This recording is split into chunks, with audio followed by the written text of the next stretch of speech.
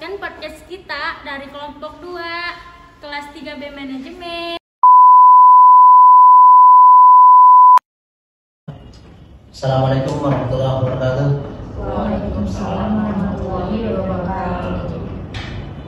Ketemu lagi kita dalam diskusi bersama mahasiswa Unis. Ya, sebagaimana podcast terdahulu kita coba untuk mengangkat beberapa topik yang ada kaitannya dengan mata kuliah yang mereka sedang pelajari.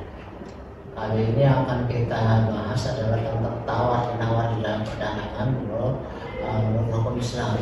Ya, kita mencoba melihat bagaimana sih hukum Islam mengatur tentang tawar-menawar. Oke, di sebelah kanan saya ini ada, silakan. Halo semua, perkenalkan nama saya Liam Subakti. Saya mahasiswa dari semester 3 Fakultas Ekonomi dan Bisnis. Oke. Halo teman-teman, saya Dalizatul Marifa. Saya mahasiswi dari Fakultas Ekonomi Bisnis semester 3. Halo teman-teman, nama saya Desina Sari. Saya dari Fakultas Ekonomi dan Bisnis semester 3. Oke, tawar-menawar di dalam suatu perdagangan itu soal biasa ya. Tapi dalam tawar-menawar ini di mana baik penjual maupun pembeli pastinya akan bernegosiasi, memperjuangkan kepentingannya masing-masing.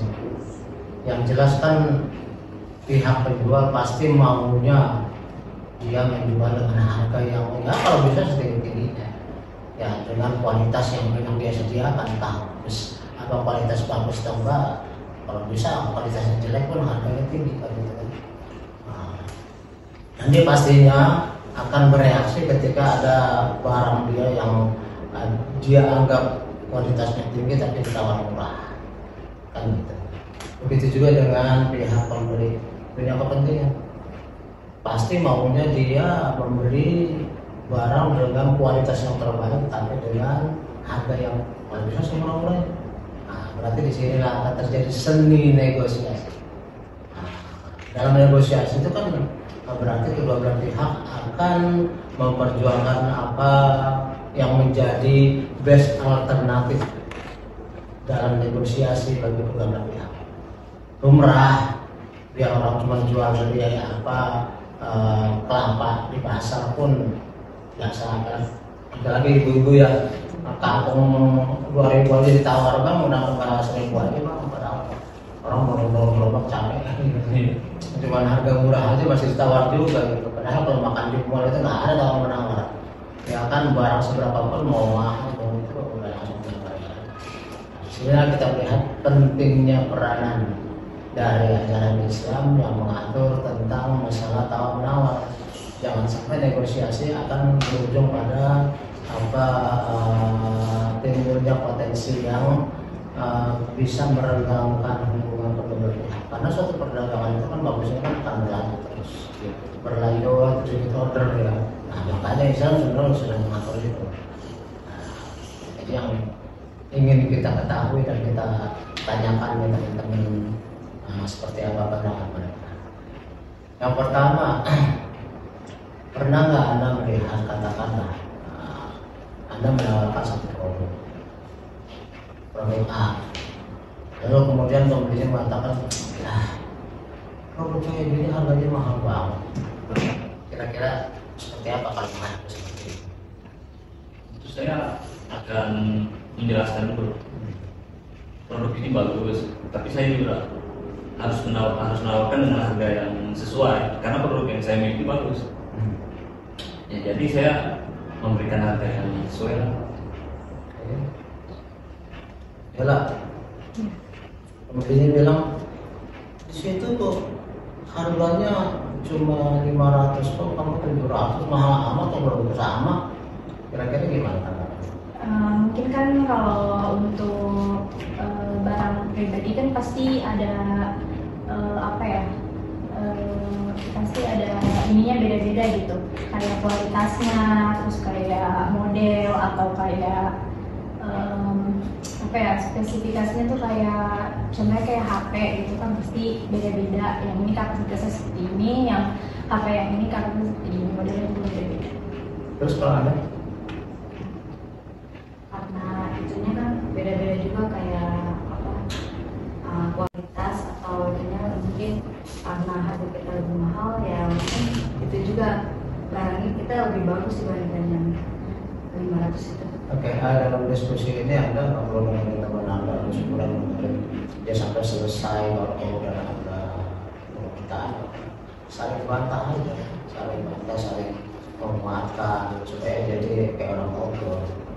Ya, kalau seperti ini kan kayak ujian deh, bukan itu yang kita mau. Ya, jadi kamu bebas ngomong selama di sini ini berdebat akan justru lebih bagus. Ya. Juga gerakan tubuh juga nggak perlu terlalu santai ya. Karena juga kan body language. Body language itu memperlihatkan bagaimana kondisi kita. Kalau kita kelihatannya tegang, berarti kita nggak masuk masalah. Ya. Dan kalau misalnya kita santai, berarti kita nggak perlu ngomong. Terus kemudian andai kata berikutnya, Anda nggak pede dengan produk Anda gitu. Nggak pede berarti nggak berani nawarin yang mungkin takut ditolak. Misalkan ya, saya punya produk, saya pengen nawarin, ini saya sendiri nggak yakin dengan produk saya karena saya ngambil produk saya sendiri, tapi saya ngambil. Saya beli 1.000, saya mau tawarkan 2.000. Kira-kira bagaimana Anda mengatasi masalah itu untuk bisa menawarkan kepada orang? Ya silakan, siapa yang mau? Supaya barang ini bisa dibeli. Tawarkan dulu. Ya kami mungkin akan menjelaskan dulu nih barangnya, kelebihan kekurangannya. Kita beritahu dulu kepada yang lain kelebihan dari barang ini. Contohnya kayak handphone ini memorinya 64 GB, RAM-nya 4 GB. Nah, kalau di counter lain mungkin harganya lebih murah, tapi kita menggunakan chipset yang lebih bagus dulu, Pak. Ya, contohnya seperti itu, Pak. Dan kamu mungkin pernah ngalamin punya HP lain, ya. Tapi kemudian tiba-tiba saja kan kebutuhan mendesak, maka dia mulai jualan. Tapi orang elektronik biasanya walaupun baru, saya kan itu kasih jalan. Gimana cara kamu meyakinkan supaya orang itu bisa paling enggak harganya itu enggak terlalu jauh gitu, nggak ditawar separuh. Harga 1.000 tawaran 500 kan nyakitin, harga 5 juta tawar 1.000, ya, 5 juta tawar 1 juta. Gimana?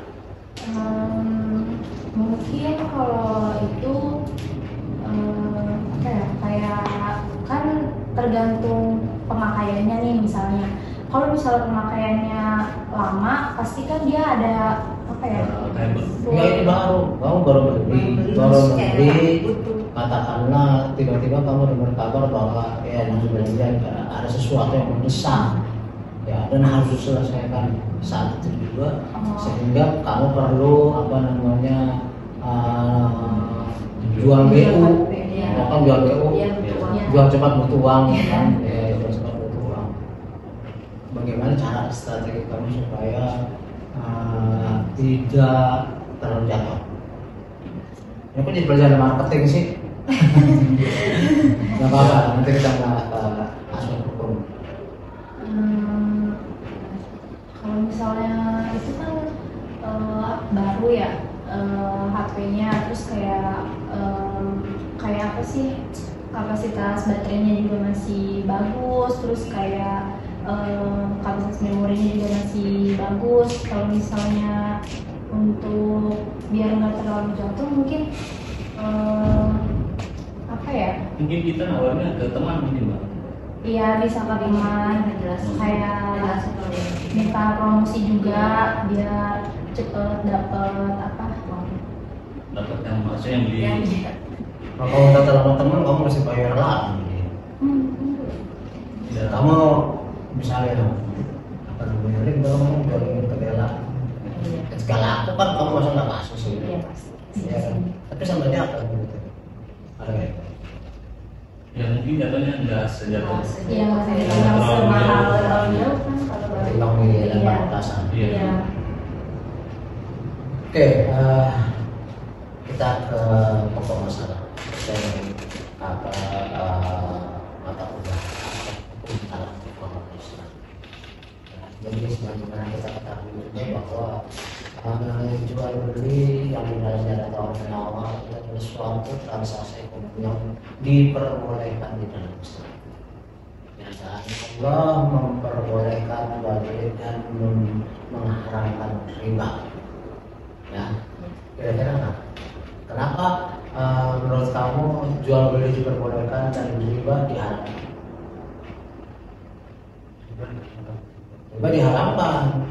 Al-Quran juga mengatakan itu. Jadi Allah menghalalkan jual beli dan mengharamkan riba. Kira-kira menurut kamu kenapa kamu dihalalkan dan satu diharamkan? Karena riba kan ada bunga ya, kayak maksudnya kayak bank gitu, contohnya bank konvensional kan pasti ada bunganya.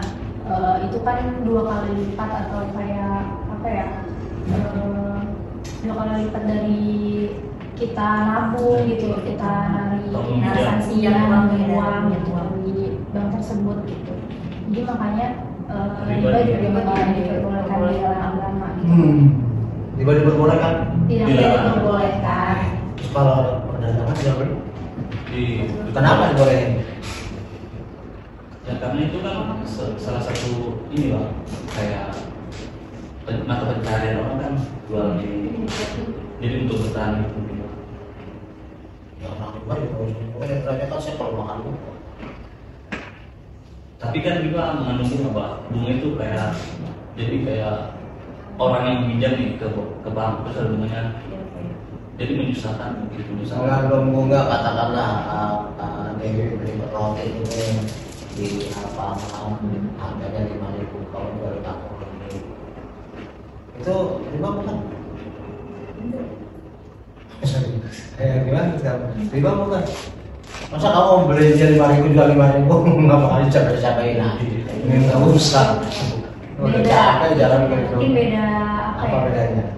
Karena kalau misalnya roti kan Bukan roti apalah, pokoknya kalau kamu misalnya bagian suatu dari- barang gitu ya misalnya dijual terus pasti kan ada butuh modal balik kayak untuk membeli barang lain gitu. Kalau misalnya riba kan bunganya emang lebih besar gitu, kayak ada persen-persennya gitu. Ya pastilah. Iya. Artinya beli juga kan, jual beli juga kan ada lebihnya. Tadi beli 5.000 dijual 6.000, kamu minjem 10.000, minta dibayar 12.000. Apa bedanya? Kan sama-sama ngelebihin. Ayo.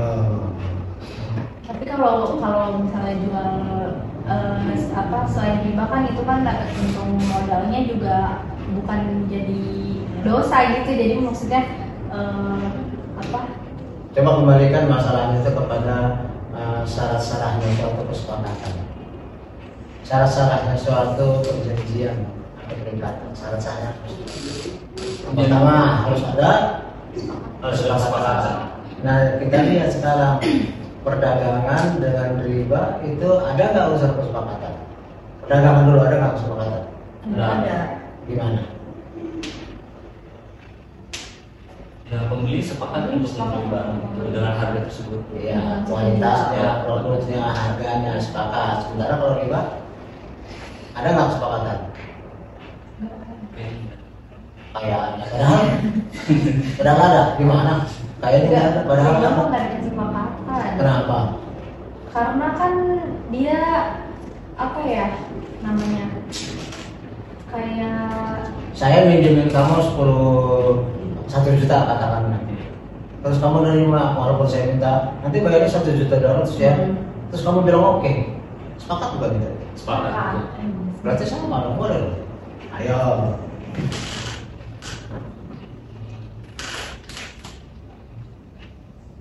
Mohon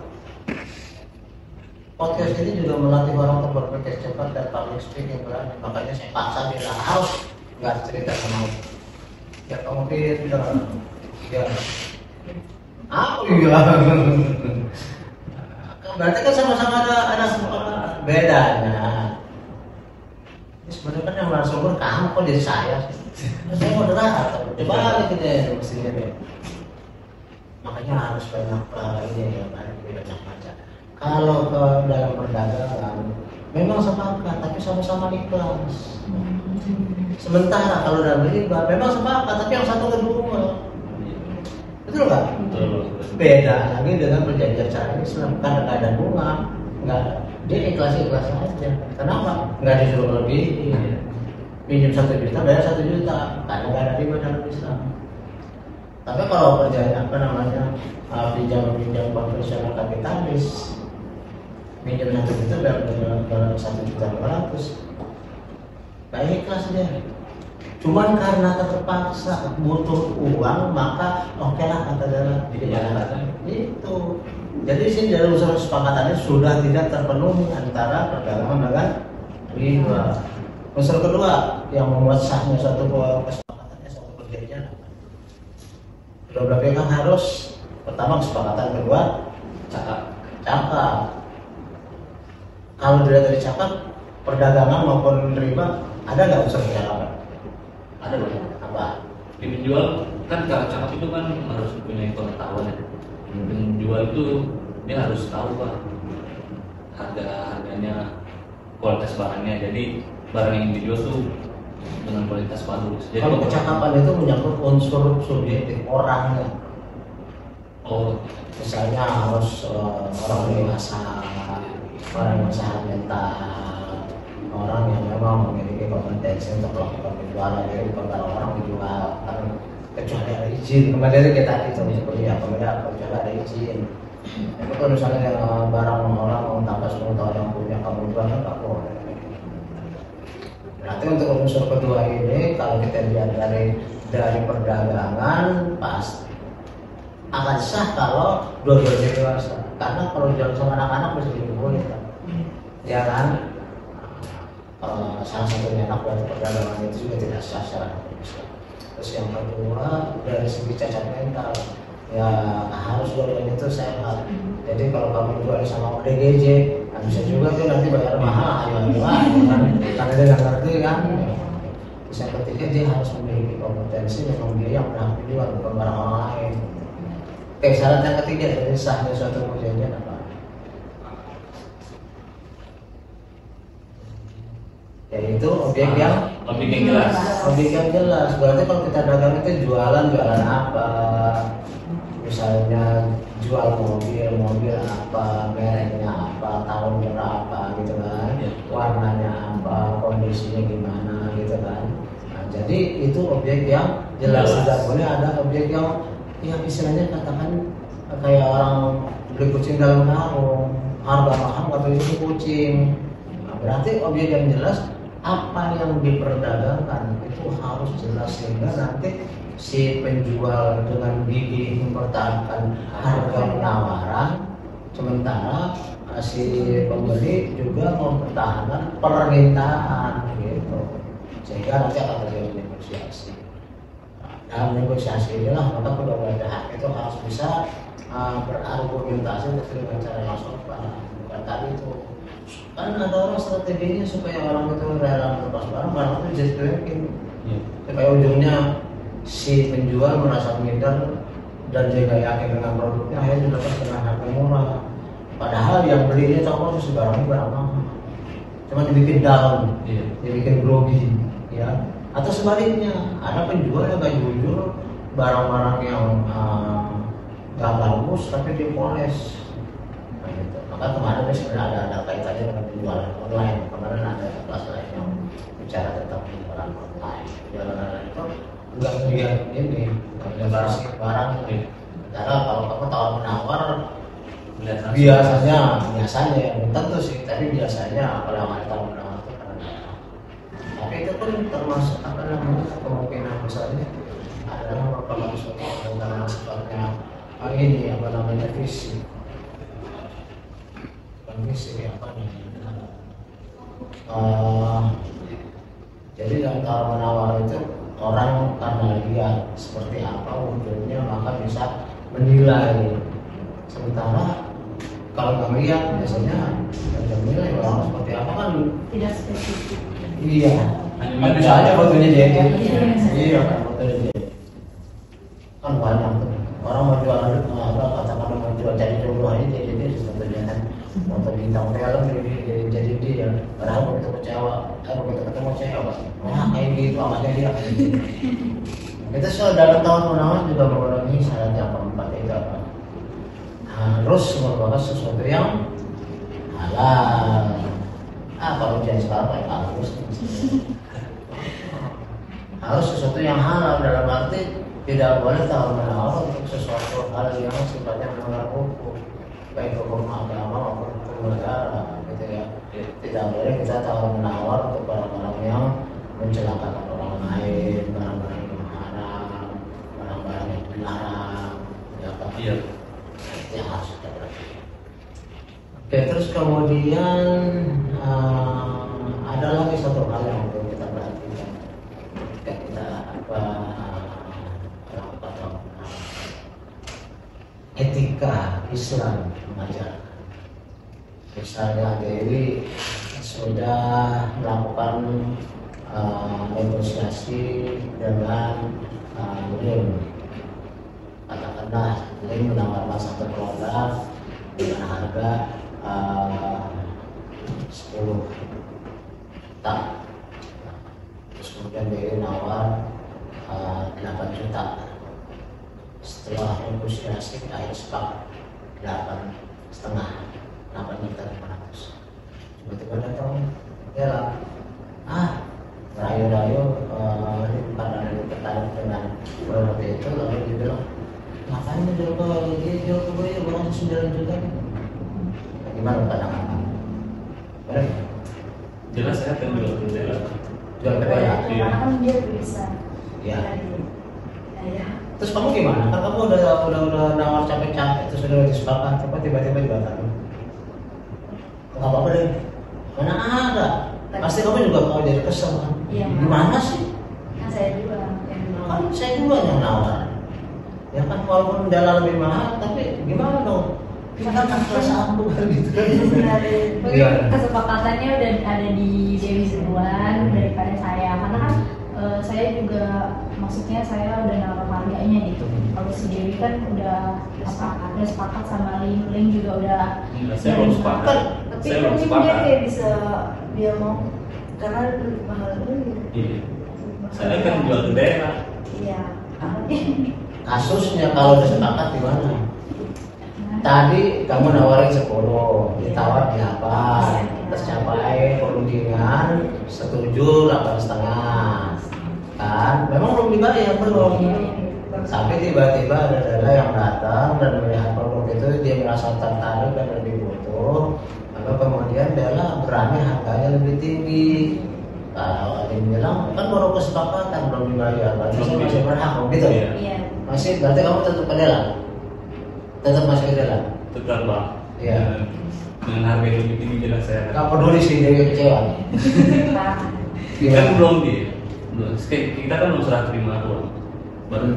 Baru Tapi udah deal. Tapi kan Cuma belum udah dibayar. Iya, belum. dibayar. Belum ada transaksi. Nah, berarti walaupun belum dibayar asal udah deal atau sebaliknya, walaupun sudah deal walaupun belum dibayar masih bisa dibatalkan.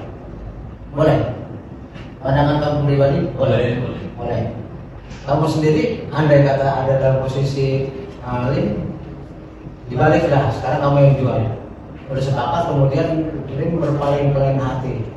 Ya, gimana kira-kira kamu? Bisa. Kalau lebih tinggi? Iya. Dela sendiri gimana? Dan arti mungkin kalau Dela kan dia kan tahu bahwa temennya udah nawar. Terus kamu merasa lebih tinggi harganya, Lebih tinggi. naik putusin aja. Saya lebih tinggi, biarin aja. Bodoh amat si Dewi kecewa. Yang akibatnya tentu kamu akan menurunkan sama Dewi. Boleh nggak? Nggak masalah. Yang penting dapat barang. Kalau menurut saya pribadi, kalau untuk udah ada kesepakatan terlebih dari konsekuensinya gitu, konsekuensinya si Dewi karena Lim lebih pihaknya ke saya. Kalau misalnya udah ada kesepakatan, mungkin Enggak. Nggak, kenapa? Karena Nggak, apa maksudnya? karena kan walaupun belum transaksi atau apa udah transfer gitu-gitu, kan namanya sebelum itu kan udah ada kesepakatan. Jadinya kalau misalnya walaupun ada yang lebih tinggi, Lin juga harus apa namanya? Menghargai. Iya, harus ambil punya Dewi gitu. Harus menghargai Dewi karena udah kesepakatan duluan gitu sebelum ada saya. Oke, terus kemudian andai kata kamu kan nggak tahu bahwa antara Dewi dengan si Lem udah ada kesepakatan. Kamu sebagai pendatang baru katakan ya, tahunya itu barang bagus. Umumnya pasti Lem juga mau menyembunyikan bahwa sudah ada Deko dengan Dewi, karena dia dan harganya lebih tinggi, Dewi disingkir. Biasanya begitu kan? Iya betul. Karena kamu mikirin yang harga lebih tinggi kan, otomatis umpatin lah si Dewinya. Apalagi si katakan adalah selisihnya lebih gede, dia berani 9,5 gitu kan, jauh tuh dengan 8,5. Nah disinilah main yang namanya etika. Etika menurut Islam, janganlah kamu menawar produk atau barang yang sudah ditawar orang lain. Artinya kalau kamu sendiri tahu Dewi sudah melakukan penawaran, ya apalagi kamu tahu saudara kesepakatan, kamu nggak boleh masuk. Jaga perasaan teman kamu, jaga hubungan. Karena apa? Dalam Islam itu lebih baik menjaga hubungan ketimbang mendapatkan barang akhirnya merenggangkan persahabatan. Ya, nah sebaliknya bagi tidak boleh juga kita mementingkan untung banyak sambil melukai perasaan orang lain. Jadi ketika merasa bahwa suatu produk itu sudah ditawar, apalagi sudah kamu sendiri tidak sepakat, cuma patokan kamu belum dibayar doang, ya kamu korbankan Dewi demi mendapatkan untung yang lebih besar. Ini etika Islam. Beda dengan kapitalis. Kalau kapitalis kan masa bodoh kan, saya bisa katakan ya bahwa orang yang sedang susah aja bagi kaum kapitalis adalah objek. Sehingga kalau orang seluruh dunia ini pada miskin dan minjam sama dia semua supaya dia tambah kaya. Sementara dalam Islam yang penting adalah wata'awana 'alal birri wat taqwa wa la ta'awanu 'alal itsmi wal 'udwan. Tolong-tolonglah dalam kebaikan dan takwa, dan jangan tolong-tolong dalam kejahatan dan kemusuhan. Artinya yang dipentingkan bagi Islam itu bukan hanya keuntungan materi. Menjaga persaudaraan dengan Dewi itu lebih utama ketimbang mendapatkan keuntungan yang pada akhirnya akan menjauhkan dia dari kamu. Besok kan kamu beli lagi sama kamu, masih dikecewain ya? Iya. Otomatis kamu beli lagi, Saya kena penjual, Pak. Betul, tapi kan lebih baik kamu menjaga supaya dia juga nanti beli lagi. Tapi kalau sekali dia merasa dikecewain, besok kan nggak mau lagi dong. Nggak mau lagi kan? Iya, sama ya lagi dia.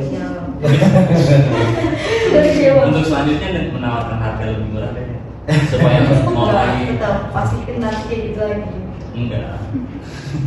Iya, itu sih boleh-boleh aja, tapi kan jadi ada satu kerja ekstra lagi tambahan. Semestinya kan nggak perlu ya. Semestinya nggak perlu. Dan memang menjaga hubungan baik itu dari sangat karena perdagangan itu kan tolong-menolong ya. Iya. Betul nggak perdagangan tolong-menolong? Betul. Coba menurut apa? Kok disebut perdagangan itu kita tolong-menolong? Saling bantu-membantu. Kalau perdagangan betul nggak saling bantu-membantu? Ya, karena kan pembeli butuh, penjual juga untung. Kalau misalnya apa ya? Pembeli butuh barang, penjual butuh uang, gitu. Maka ada kesepakatan. Tidak boleh yang satu dengan yang lain saling dirugikan. Makanya kesepakatan yang muncul dari suatu perdagangan, yang lahir dari suatu kesepakatan adalah ikhlas. Beda dengan riba, yang satu untung, yang satu terpaksa, yang satu merasa bahwa dalam kondisi yang terjepit, saya butuh uang nih, apa boleh buat deh, gitu kan. Sementara kalau dagang kan ikhlas, makanya itulah kemudian dikatakan bahwa Allah menghalalkan jual beli dan mengharamkan riba karena efeknya beda. Kalau dalam riba itu orang makin lama makin miskin, ya. Iya. Minjam 10 juta, bayar 1 juta 200 selama 10 bulan. Kalau ada tunggakan bunga berbunga, lama-lama gara-gara cuma pinjam 10 juta mobil disita, kan malah membengkak. Makanya dia tidak diperbolehkan karena yang satu makin melarat. Loh, dia kan nggak bisa bayar karena memang susah. Kalau dia lagi nggak susah, nggak mungkin minjem kan? Ya kan masa ada orang kaya minjem? Karena ya pasti orang yang butuh duit kan. Makanya kemudian kondisi yang susah bagi satu orang itu bukan objek ekonomis bagi orang lain. Misalnya mengharapkan. Nah, sementara kalau dijaga ini adalah suatu ini, tapi ada etikanya. Janganlah orang yang sudah terjadi tawar menawar, ada orang ketika tawar juga. Gitu. Terus kemudian jangan berdagang Islam, tawar menawar juga harus dilakukan dengan penuh etika. Jangan menjatuhkan mental yang jual, jangan menjatuhkan mental yang beli. Misalnya penjual menjatuhkan mental yang beli gimana caranya? Penjual menjatuhkan mental orang yang beli. Masang harga tinggi, Masang harga tinggi, atau bisa juga apa? Meremehkan. Kayaknya kita yang beli ini nggak dilayani karena merasa lo halal lo ya gitu kan, atau dicuekin. Gimana kalau kamu misalnya beli barang nggak ditawar, kelihatannya dia tidak acuh sama kamu masuk sakit hati, ya kan? Makanya kan ada customer scheme. Apa itu? Pembeli adalah raja. Berarti pembeli itu harus dihormati.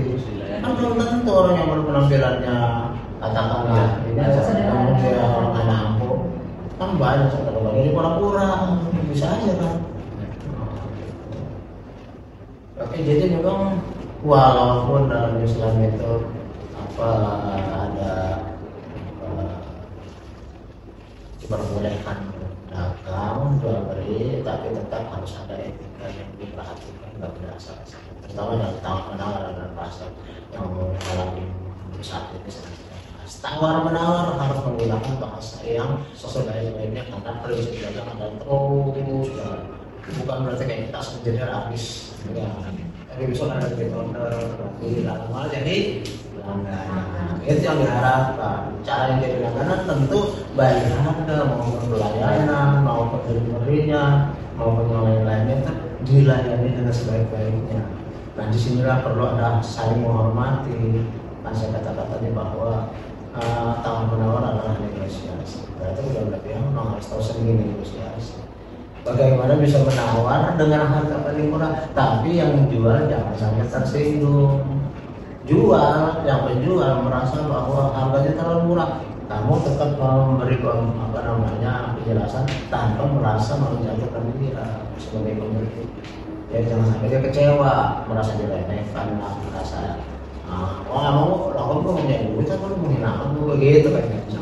Kenapa? Karena Islam itu menginginkan supaya dia itu long last relationship, jangka panjang, gitu. Jadi hubungan jangka panjang. Makanya jangan sampai ada orang yang sudah disepakati perjanjian. Bukan hanya keuntungan duit dalam Islam, keberkahan. Sebab dengan keberkahan itu nanti bukan hanya bermanfaat dalam kehidupan dunia, tapi juga ada catatan di akhirat. Ya gitu loh. Bisa bedain antara dagang Islam dengan dagang kapitalis. Gitu. Cuma terbalik ini yang jadi narasumber kok saya. Saya jadi narasumber ini kamu nih aneh-aneh. Itu pada persiapannya. Nanti harus langsung. Gunanya podcast ini adalah untuk melatih keberanian, berpikir cepat, public speaking, persiapan matang, dan itu juga supaya ada kerja tim.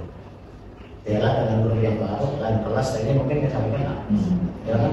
Tapi karena kelompok mungkin akhirnya bekerjasama, jadi kalau tahu persiapan. Baik, saya kira begitu teman-teman, sobat-sobat siapa ya. Kita sudah menjelaskan sekali lagi diskusi kita pada hari ini yaitu tentang tawar menawar dalam etika Islam. Ini merupakan suatu rangkaian mata kuliah aspek hukum dalam agama Islam. Mudah-mudahan ada manfaatnya bagi kita, ya, dan mencapai tujuan sebagaimana yang diharapkan dari program podcast ini. Saya akhiri. Wabillahi taufiq wal hidayah. Assalamualaikum warahmatullahi wabarakatuh. Waalaikumsalam warahmatullahi wabarakatuh. Terima kasih sudah menonton video ini. Jangan lupa like, komen, subscribe, dan share. Assalamualaikum warahmatullahi wabarakatuh. Dadah.